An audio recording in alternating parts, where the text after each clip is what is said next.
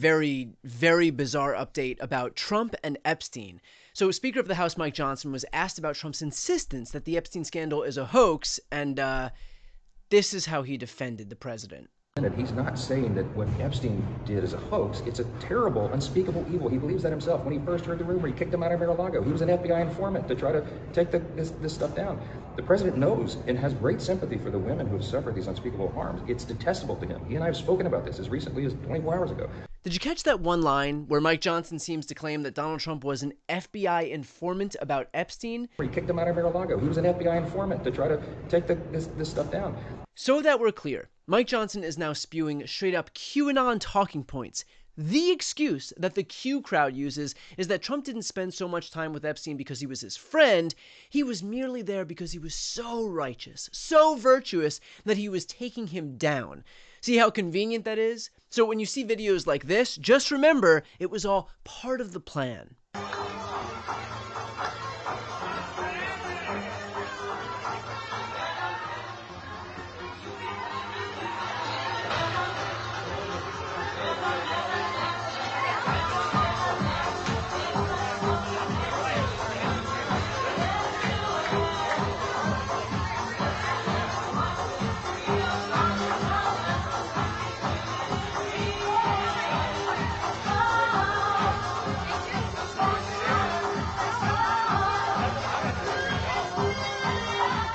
But hey, while it might look like Trump is buddy-buddy with a notorious pedophile, in fact, he was doing the opposite and taking him down. Convenient, huh?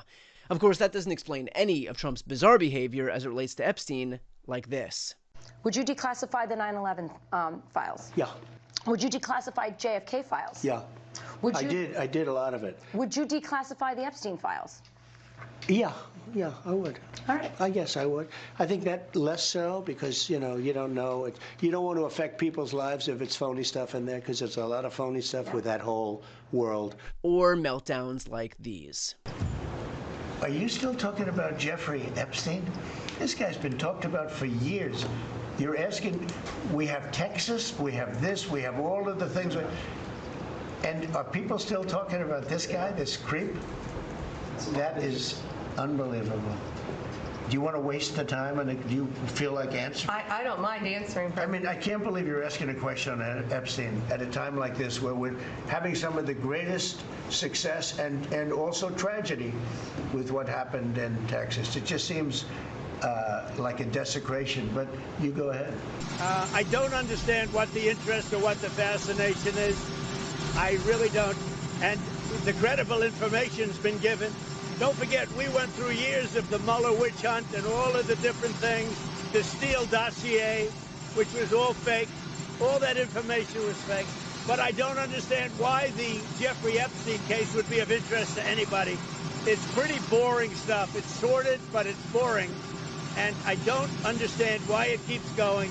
I think, well, really only pretty bad people, including fake news, want to keep something like that going.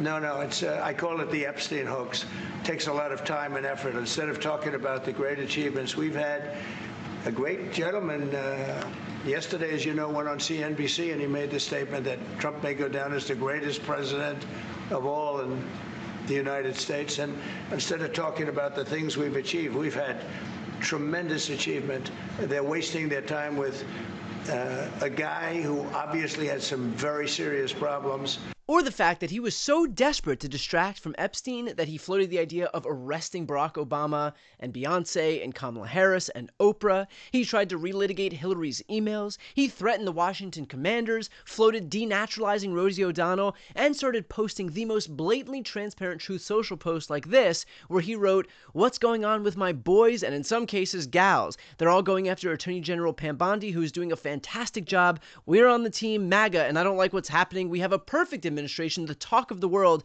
and selfish people are trying to hurt it all over a guy who never dies, Jeffrey Epstein. For years, it's Epstein over and over again.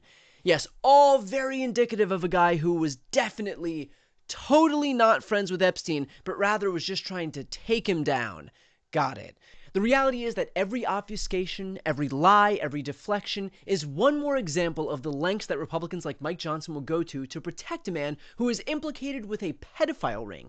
Mike Johnson, this pious figure on the right, has now fully dedicated himself to ensuring that Trump's links to a pedophile remain hidden. He's not only spewing QAnon propaganda to muddy the waters, but don't forget that he literally sent Congress home to avoid having members vote on a discharge petition to force a vote on the release of the Epstein files, which, by the way, they did anyway. The Washington establishment is asking the American public to believe something that is not believable. They're asking you to believe that two individuals created hundreds of victims and they acted alone, and that the DOJ has no idea of who else might have been involved, that nobody else did anything that rose to a criminal enterprise. The American people know that's not true. Now, the Speaker of the House just offered a fig leaf to my colleagues. They're going to vote on a non-binding resolution today that does absolutely nothing. I appreciate the efforts of my colleague James Comer, who's leading the Oversight Committee. They may find some information, but they're allowing the DOJ to curate all of the information that the DOJ is giving them. If you've looked at the pages they've released so far, they're heavily redacted. Some pages are entirely redacted. And 97% of this is already in the public domain.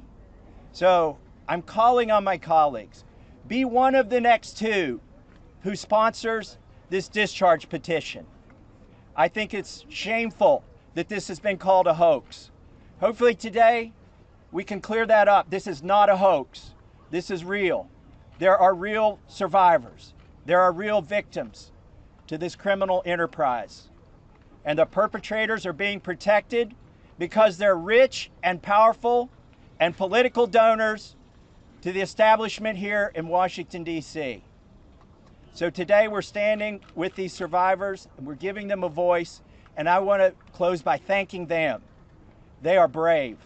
I hope they encourage other survivors to come forward.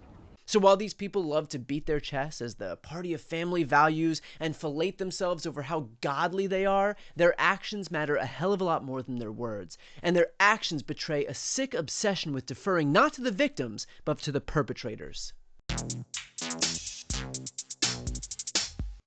Before you go, if you enjoyed this content and you want to see more and support independent media, please subscribe to this channel. The subscribe button will be right here on the screen. But second, the reality is that we are now in a political environment where this administration can lean on any of the social media platforms to suppress certain voices if they don't like critical coverage. That means my longevity here is in the hands of a few tech billionaires who are already making it clear that they are willing to cater to this administration. To that end, signing up for my newsletter is a way for me to reach you directly if that ever becomes necessary. I'll put the link right here on the screen as well, so please sign up. It's free, but there's also an option to do a paid subscription if you'd like to support me and my team. I really appreciate it. Thanks so much for